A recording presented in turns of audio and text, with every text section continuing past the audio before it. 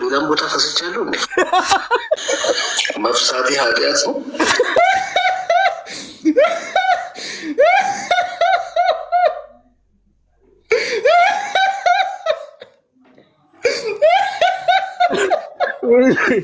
አንኛው ወደ ተብሎ ሲጠበቅ በማግስቱ መጥቶ ሌላም ቦታ ፈስቻለሁ እንዴ?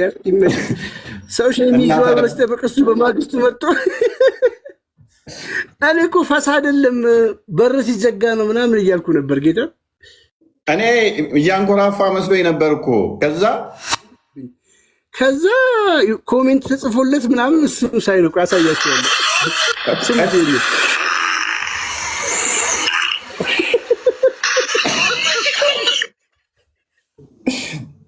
በሽራከለ ያለ እኔ ኮመንቱን ያሳቀኝ በቃ የኮመንቱን አይቼ እኮ ነው እንደገና የተረዳሁት። እያንኮራፋ መስሎኝ ነበር ያለ መስሎኝ ነበር።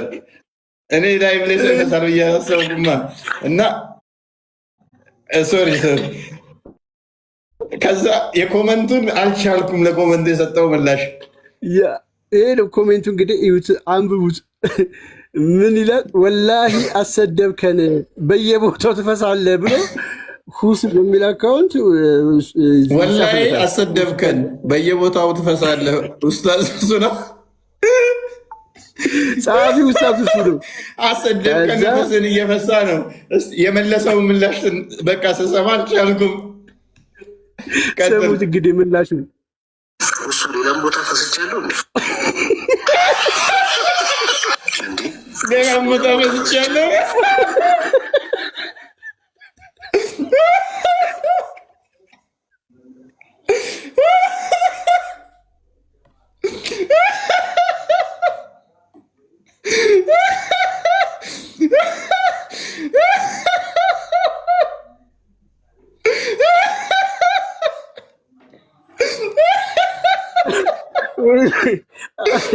አልቻልኩም ጌታ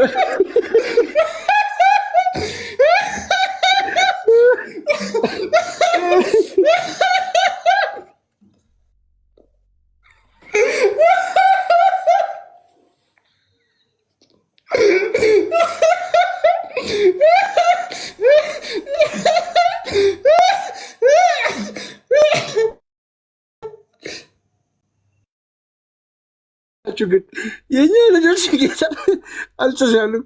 ከዛ ምን ይላል?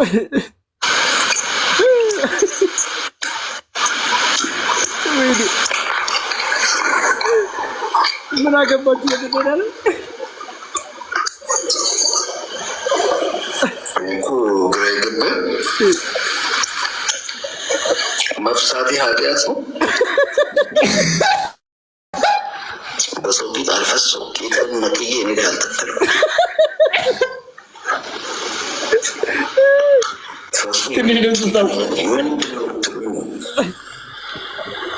ይህ መጨረሻ ነው እንዴ? እሱ ሌላም ቦታ እንዴ? መፍሳቴ ኃጢአት ነው? በሰው ጌጥ አልፈሰው ጌጠን ነቅዬ እኔ ላይ አልተከልኩት።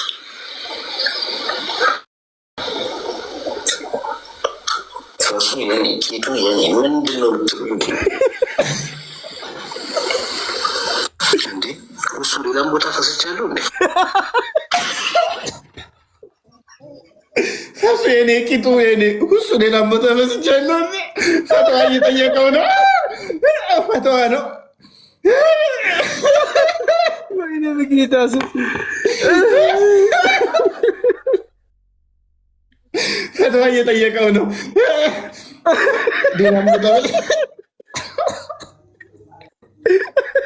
ፈተዋ ደስ ይላል።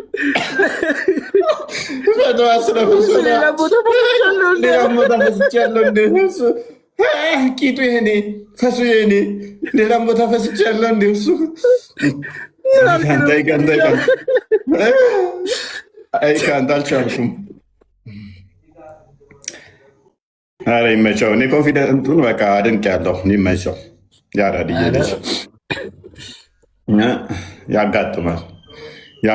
ለማንኛውም ወደ ተብሎ ሲጠበቅ በማግስቱ መጥቶ ሌላም ቦታ ፈስቻለሁ እንዲ ሰው የሚይዘው በስተበቅ እሱ በማግስቱ መጥቶ እኔ እኮ ፈስ አይደለም በር ሲዘጋ ነው ምናምን እያልኩ ነበር ጌታ። እኔ እያንኮራፋ መስሎኝ ነበር እኮ።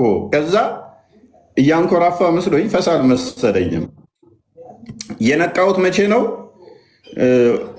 ሁሱ በየቦታው እያንዛረት ካዋረድ ሲለው ሌላም ቦታ ፈስቻለሁ እንደ እሱ ብሎ ሲጠይቅ በቃ አልቻልኩም ማለት ነው። አልቻልኩም። በመጀመሪያማ እኔ እያንኮራፋ መስሎ ነበር። ከዛ ቂጡ የኔ ፈሱ የኔ ሲል በቃ ደከሙ ማለት ነው። እኔ በተለይ ሁሱ ሌላም ቦታ ፈስቻለሁ። አደነጋገጡ ራሱ የሌለ ደንግጦ እኮ ነው። ሁሱ ሌላም ቦታ ፈስቻለሁ እንዴ? ሁሱ ሌላም ቦታ ፈስቻለሁ እንዴ? አስቧል። ደንግጦ እና ቂጡን አያምነውም ማለት ነው። ይጠራጠራል። እንግዲህ ከዚህ በኋላ ወገናችን ደፍነ ተቀሳቀስ ለማለት እንወዳለን። ድፈ ነው በቃ እምቢ ካለ ኖርምዬ እኮ ነው። ኖርምዬ ነው። ምንም ምንም እንትን የለውም እኮ ባይዞ ምንም ሸ መማ አይደለም። ችግሩ የእሱ ምንድነው? ያው መኝታ ቤቱ ሰው ተኝቶ የሚፈሰው ተቀርጾ መውጣቱ ነው። ተኝቶ መሆኑን እንትን ማለት የእሱን አዳማጩ በዛ ጋዝ ነው የታውቀው። በአፍህ እንደምታወጣው እንደምታገሰው፣ እንደምተነፍሰው ወይ እንደምታስነጥሰው እነዛ ነው። ምንም ከዛ የተለየ ነገር የለውም። ግን ምንድነው ለእስልምና ትልቅ ቦታ አለው ፈስ። በእስልምና በመፍሳቱ ምክንያት ሰላቱ ተቀባይነት የለውም። ፈሱን በፈሳ ሰላቱ ተቀባይነት የለውም። መላእክቶች ምልጃን አያቀርቡለትም።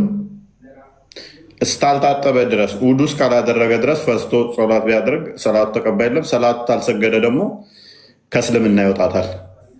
ይሄ ለእስልምናው ነው እንጂ ለእኛውን የኖርማል ነገር ነው። የተቃጠለ ጋዝ ሊወጣው ጤንነት ምልክት ነው። ጤንነትም ነው። በነገራችን ላይ ድምፅ ያለውም ድምፅ የሌለውም መሐመድ እኮ ተጠይቋል አይደለ? ድምፅ ያለውም ድምፅ የሌለውም ፈስ እንግዲህ ከመጣ ሰላት ላይ ሆኖ አንዱ ምን ብሎ ነበር የጠየቀው? እንደውም እስኪ መጽሐፍ ፊት ለፊቴ ካለ ቀርቦ ከሆነ ልበልላችሁ። መቀመጫዬን ምናምን የፈሳ ከመሰለ ሰላትን አቁመ ውዱ ማድረግ አለብህ። ድምፅ ባይኖረው ራሱ እዚህ ጋር እንደዚህ ይላል። ያ እዚህ ቡሃሪ የሀዲስ ላይ ቅጽ 1 ላይ ገጽ 59 ሀዲስ 110 ላይ ምን ይላል? አቡ ሁረይራ እንዳስተላለፉት ሀዲስ የአላህ መልክተኛ እንዲህ ብለዋል፣ ውዱ በሐደስ የተበላሸ ሰው ሶላት ተቀባይነት የለውም። ውዱ በሐደስ የሚለውን ትርጉሙን ያብራረዋል። ውዱ እስኪያደርግ ድረስ ከሀደረሞች የመጣ ሰው በአቡ ሁረይራ ሆይ ሐደስ ምንድን ነው ሲል ጠየቃቸው። ድምፅ የሌለውና ያለው ፈስ ማለት ነው በማለት መልሰዋል። ስለዚህ በሐደስ ማለት ድምፅ የሌለው ድምፅ ያለው ፈስ ማለት ነው። እዚህ ጋር ደግሞ መትረየስና ምን እንበለው? መትረየስና ምን እንበለው? ይሄ በድምፅ ታታታታታ ሲል ይሄ ምንድን ነው? አከታትሎ የሚተኩስ ቀስ ብሎ ደግሞ የሚልስ ርችት ነው። ርችት ደግሞ ድምፅ አለው። ብቻ ሲሆን አስለቃሽ ጭስ ነው እሱ። ነቢዩ ደግሞ ምን ብለዋል መሰለህ ቦስ? ነቢዩ መሐመድ ደግሞ አንድ ግለሰብ በሰላት ውስጥ እያለ የሆነ ነገር ከመቀመጫው የወጣ ይመስለዋል፣ ይህም አስቸግሮታል፣ እንዴት ያደርግ ሲል የአላህ መልእክተኛ ጠየቃቸው። ድምፅ እስኪሰማ ወይንም ሽታ እስኪያሸት ማለትም እስከሚያረጋግጥ ድረስ ከሶላቱ አይወገድ በማለት መለሱ። ፈስ በእስልምና ትልቅ ቦታ አለው። ነቢያቸው መሐመዱ ላይ ተጠይቆ መልስ የሰጠበት ነው፣ ዳይሬክትሊ ማለት ነው። ፈሱን ከፈሳ ከሰላቱ ይወጣል።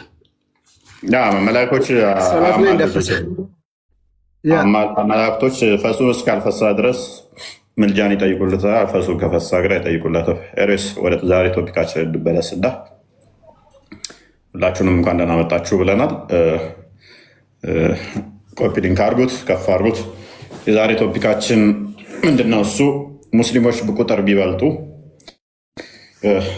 ምን ያደርጋሉ የሚለውን የምንመለከት ይሆናል ማለት ነው። በቁጥር ቢበልጡ ሙስሊሞች ምንድነው ማድረግ የሚችሉት የሚለውን ቶፒክ እንማማርበታለን ትንሽ ማለት ነው። እና እንደዛ ነው። ከጂሃድ ጋር የተያዙትን እናያለን ማለት ነው። እንደተለመደው ግን ታብታብ እና ኮፒ ሊንኩ ገና ነው። ታብታብ ኮፒ ሊንክ አድርጉት። ይህን ላይቭ ሪፖስት አድርጉት። እኔም አድርግ ያለው ስቶሪያችሁ ላይ አድርጉት፣ ሼር አድርጉት። ታብታቡንም በደንብ ከፍ አድርጉት። ዩቲዩብ ላይ ያላችሁም ሰላም ብለናል። ሰላም ክርስቶስ ይብዛላችሁ። እንደተለመደው አይ ቲንክ ዩቲዩብ ላይ ቪዲዮ ሰርተሃል መሰለኝ። ግቡና ተመልከቱት፣ ኮሜንት አስቀምጡ፣ ሀሳብ አስተያየታችሁን ስጡ። አሪፍ ቪዲዮ ሰርተዋል ዩቲዩብ ላይ። እሱንም በኋላ ታዩታላችሁ። በኋላ ማሳያችሁናል። እሱ ግን ያው በኮሜንት ሀሳብ አስተያየታችሁን ስጡ። ላይክ አድርጉ። ሰብስክራይብ ያላደረጋችሁ ሰብስክራይብ አድርጉ። ሜምበር ያልሆናችሁ ሜምበሩ ነው። ትምህርታችንን መርሃ ግብራችንን እንግዲህ ዛሬም አሁን በይፋ ጀምረናል። እንቀጥል። ቦስ እንዳታቋርጡ ታታቡ። እንግዲህ እስልምና ሌብሎች አሉት። አንደኛ የሚያጠቃበት፣ አንደኛ ተመሳስሎ የሚኖርበት፣ አንደኛ የሚከላከልበት። እነኚህን ስቴጆችን እንትን ይሏቸዋል። አሁን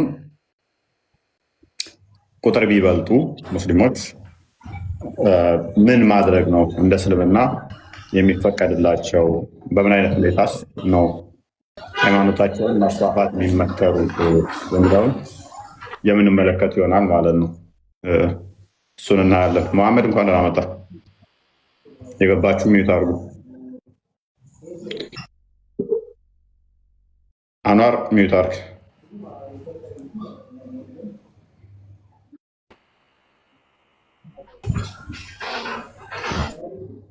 አኗር ሚዩት አድርግ። መሐመድ ይሰማል? መሐመድ እንግዲህ ብዙ ጊዜ ላይ ምን አልክ?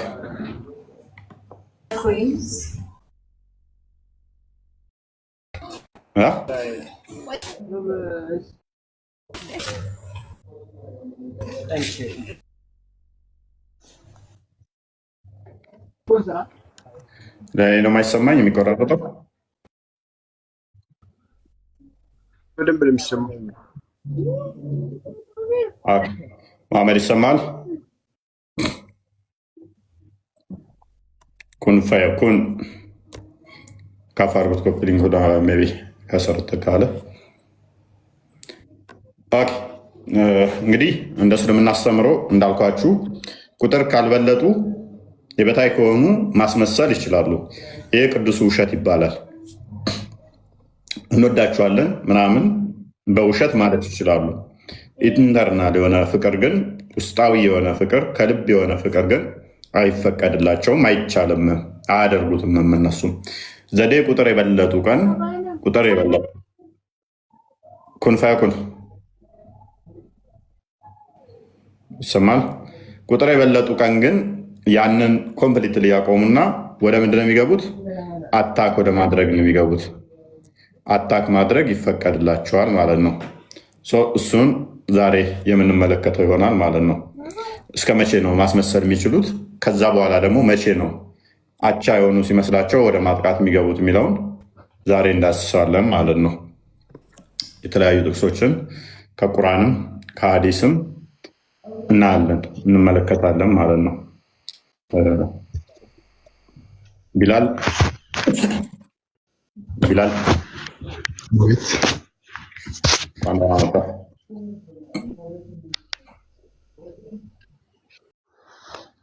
አንቀበልም ቢሉስ ሌሎች? የሚቀበልም ካሉ መብታቸው ነው።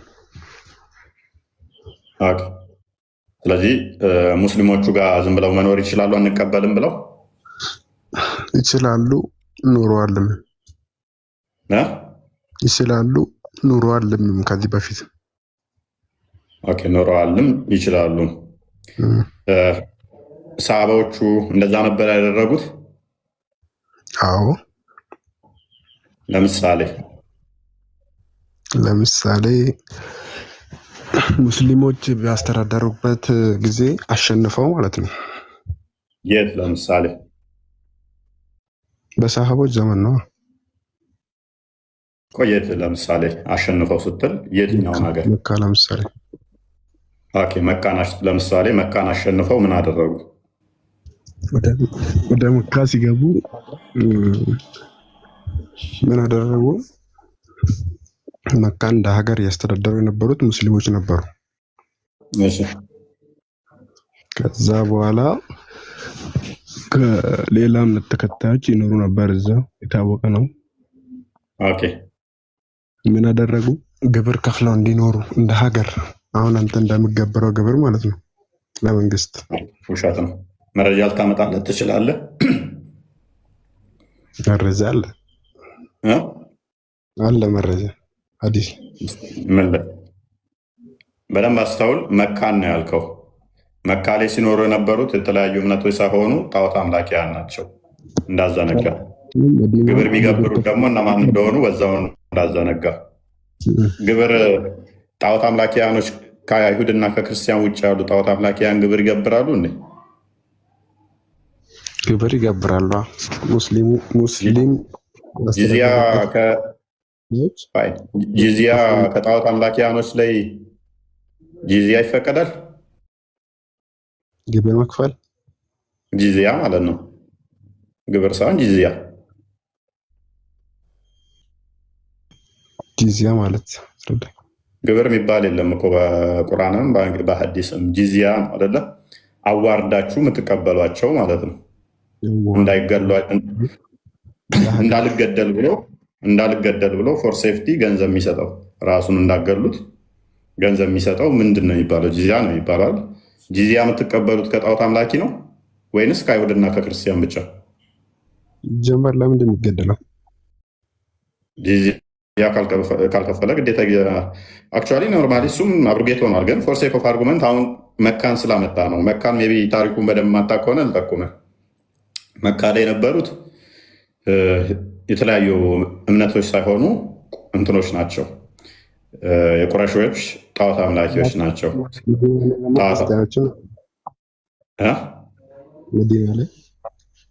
መዲና እሱ እንሄዳለን በኋላ። አሁን መካ ስላነሳ ነው አንድ ሀገር ኤግዛምፕል ጥቀስ ስላልኩ መካን ጠቅሰሃል።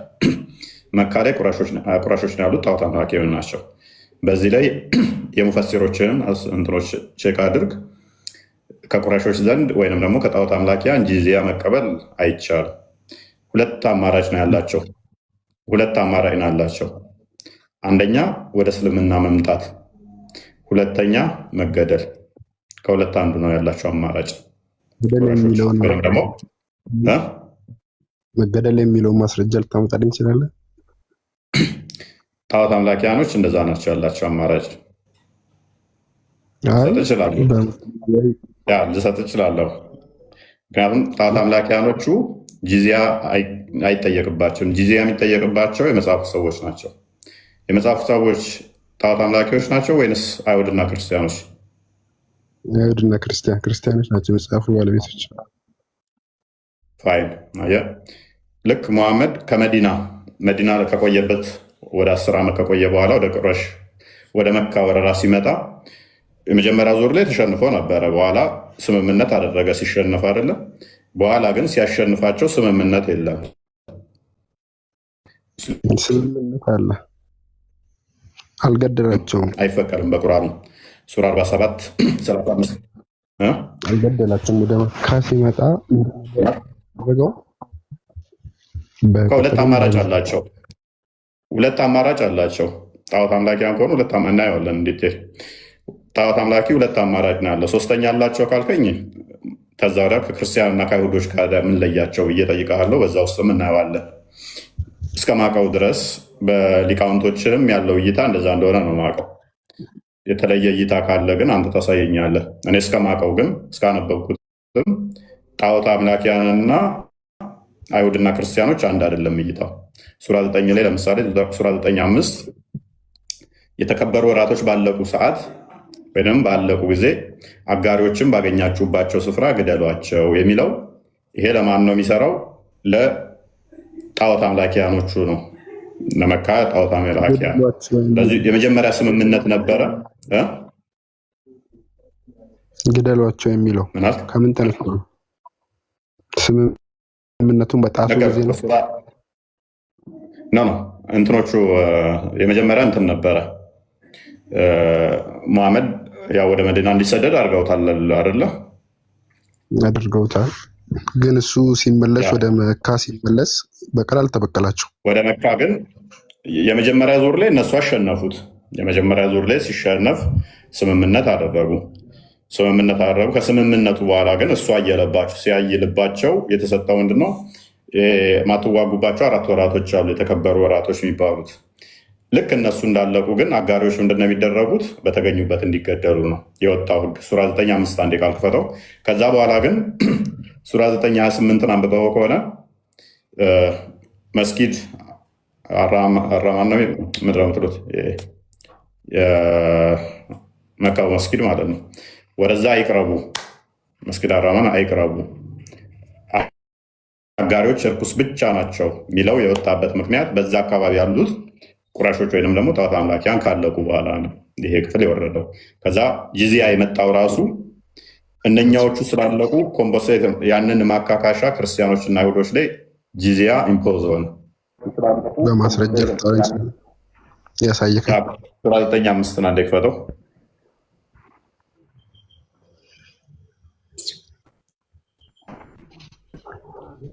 ከመጀመሪያ አታስጀምርልን፣ ቀጥል። ወደኋላ መልሰው መልስለት። በመጀመሪያ ላይ እንትን ላይ ፍሬንች ተደርጓል። እንትን ነበረ ስምምነት አለ። ከዛ በኋላ ያ ስምምነቱ 4 ወራቶች ላይ ጦር ማይዋጉባቸው ማለት ነው። ከዛ በኋላ ግን እነኚህ ቃል ኪዳኑ ልክ ይሄ ቁጥር ላይ ያለው ከአጋሪዎቹ ጋር ቃል ኪዳን ተግባብተሃል። አብዲ በእናት የሚታርግ ሲ ስለዚህ በዚህ ቃል ኪዳን ውስጥ እነሱ ካልነኳችሁ አትንኳቸው። ቃል ኪዳን ስለተግባባችሁ እያልኩ ያለው ገብተዋል። ከአጋሪዎች እነዚያ ቃል ኪዳን የተገባችኋቸውና ከዚያም ምንም ያላጎደሉባችሁ በእናንተ ላይም አንድንም ያልረዱባችሁ ሲቀሩ ቃል ኪዳናቸውን እስከ ጊዜያቸው መጨረሻ ሙሉላቸው። አላቅ ውረዱ ደርስ ኦኬ። እስከ መቼ ድረስ? እስከ ጊዜያቸው ድረስ። የትኛው ጊዜ? ቃል ኪዳን የተግባቡበት ድረስ ማለት ነው። 4 ወር ከሆነ እስከ 4 ድረስ፣ እስካልነኳችሁ ድረስ እንዳልነኳቸው። እስከ መቼ ድረስ? እስከ 4 ወሩ ድረስ። ስቲል አሁንም በጦር እንትኖች ውስጥ ለምሳሌ ኢራቅና አሜሪካ ሲዋጉ፣ ኢራንና እስራኤል ሲዋጉ መጣስ ህግ ቢኖርም አልፎ አልፎ ግን በአደራዳሪ ምናምን 2 ሀገራት ሲዋጉ እስከዚህ ድረስ የጦር ስምምነት አደረጉ ምናምን ሲባል ሰምተሃል? እስከ ስምምነቱ ድረስ እንዳነኳቸው ነው ይሄ ክፍል የሚለው። ስምምነቱ ድረስ እነሱ ካልነኳቸው እንዳነኳቸው፣ ካልነኳችሁ፣ ከነኳችሁ ግን ተፈቅዶላችኋል ነው። እዛኛው ጋር ቁጥር 5 ስንሄድ ግን ምንድነው እሱ ያልቃል። ልክ ቀኑ ካለቀ ግን ምን አድርጓቸው ይላል። ከዛ ቁጥር 5 ሂድ። የተከበሩ ወሮች ባለቁ ጊዜ አሁን ስምምነት ያደረጉበት ቀን እስከዚህ ወር ድረስ 4 ወር ድረስ አትንካን አነካህም ተባብለው ተስማምተዋል። ልክ እነኚህ ቀኖች እንዳለቁ ግን ምን አድርጓቸው ነው የሚለው። ባገኛችሁባቸው ስፍራ ገደሏቸው፣ ያዟቸው፣ ክበቧቸው፣ ለእነርሱም መጠባበቅ በየመንገዱ ተቀመጡ። ስለዚህ ቃል ኪዳን ተጣሱ አይደለም። አጋሪዎቹ ምን ካለቀ? ወሮቹ ካለቁ፣ ወሮቹ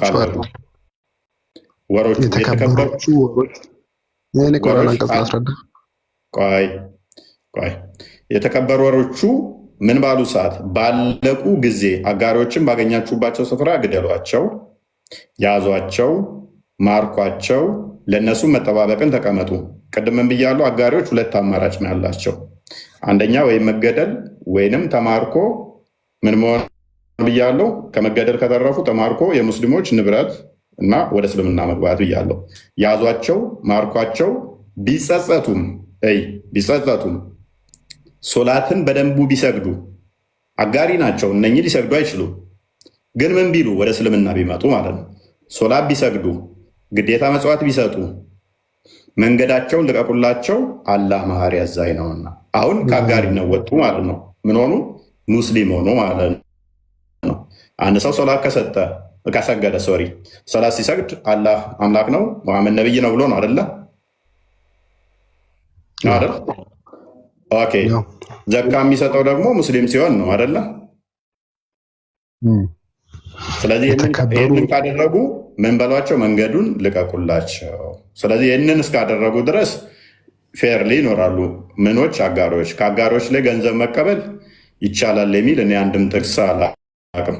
ከአጋሮች ላይ በገንዘብ ወይም ደግሞ ጂዚያ አጋሮችን አስከፍሎ ማኖር ይቻላል የሚል ሜይ ቢ የምታውቀው ጥቅስ ካለ ቮለንተርሊ የምታውቀው ካለ ጠቁመኝ። አይደለም ከቁርአን አይደለም ከሐዲስም አይደለም ከተፍሲሮች እንኳን ካለ አጋሪዎች ገንዘብ ከፍለው እንደ ክርስቲያንና አይሁዶች መኖር ይችላሉ በሙስሊም ሀገር ላይ የሚል ካለ አለ። መዲና ላይ ነበሩ ክርስቲያኖች ገብረው ነበር የሚኖሩት። ኖ ክርስቲያኖችን አልጠየኩም። ክርስቲያኖችን አለም። ክርስቲያኖችማ ክርስቲያንና አይሁዶችማ የመጽሐፍ ሰዎች ናቸው። ሱራ 9 እዚሁ ላይ አጋሮቹ ካለቁ በኋላ ሱራ 9:28 ካለቀ በኋላ ለምን ኢምፖዝ ሆነ ክርስቲያኖቹ ላይ ግብር? ከነኚህ የሚያገኙት ንግድ ነበረ። የሙሐመድ ተከታዮች ከአጋሮቹ ስለሚገበያዩ ነጋዴም ስለነበሩ ጣዖት አምላኪዎቹ ገቢ ቆመ። ልክ ሲቆም ሱራ 9:8 ላይ አይቅረቡ ከተብሎ አጋሪዎቹ ከዛ እንዲጠፉ ከተደረገ በኋላ ጣዖት አምላኪዎቹ ገንዘብ ጠፋ። ከዛ ወዲያ ኢሚዲየትሊ ሱራ 9:29 መጣ። ምን? የመጽሐፉ ሰዎች አይሁድና ክርስቲያኖች ግብር እንዲገብሩ፣ ጂዚያ ማለት ነው፣ ግብር ሳይሆን ጂዚያ። እነሱ ደግሞ በዛ አካባቢ ስለሌሉ ያለው አማራጭ ምንድን ነው? በሩቅ ያሉ ሀገራትን እንደ ቱርክ፣ ኢራቅ፣ ኢራን እንደዚህ አካባቢ ያሉትን ወደ ሮም ሴሪያ ያሉትን ወረራ ተጀመረ ማለት ነው። ምክንያቱም መሐመድ ወረራ የጀመረው ከዛ በኋላ ነው የመጡት። ወደዚህ ሀገራቶች ላይ ደብዳቤ እየተጻፈ ሁለት አማራጭ ይሰጣቸዋል። ትሰልማለህ ወይንስ ጂሃድን ምምጣ የሚል ማለት ነው። ያ ጂሃድ ተመጣባቸው ምን ያደርጋቸዋል? ክርስቲያኖቹን ከወረራቸው እንደነኛውን እንደ አጋሪዎቹ ማርከዋቸው እንትና ያደርጓቸው ሰላት እንዲሰግድ ምናምን አይደለም የሚደረጉት። የሚደረጉ ይገብራል ለሙስሊሙ በሃይማኖት ማስገደድ የለም። ኦኬ እሱ አብርጌትድ ሆኗል። አንደኛ። ሁለተኛ ደግሞ በሃይማኖት ማስገደድ የለም ካልክ ከእነኚህ ጋርም ትጋጫለህ። ሁለተኛ ሱራ አሁን ካቀረብኩልህ ጋርም ትጋጫለህ። እንዴት? ባገኘህበት አጋሪ እንግደል እያለ ማስገደድ የለም ስትል አብሮ ይሄድልሃል። አጋሪ እንግደል የሚለው እኮ የጦር ስምምነት ነው። የጦር ስምምነት ተስማምተውላቸው አፈረሱ ነው አይልም። አፈረሱ የሚል እዚህ ጋር ሳየኝ እኔ ለዘላለም ንጽጽር አቆማለሁ። አይደለም አፈረሱ ከዚህ ክፍል አይደለም ይህንን ክፍል በሐዲስ አንተ አፈርሰው ነው የሚል ካመጣ ማለት ነው። አሁን ቻሌንጅ ውስጥ ልገባ ነው ሳልፈልግ። አንተ ካመጣ ንጽጽር አቆማለሁ።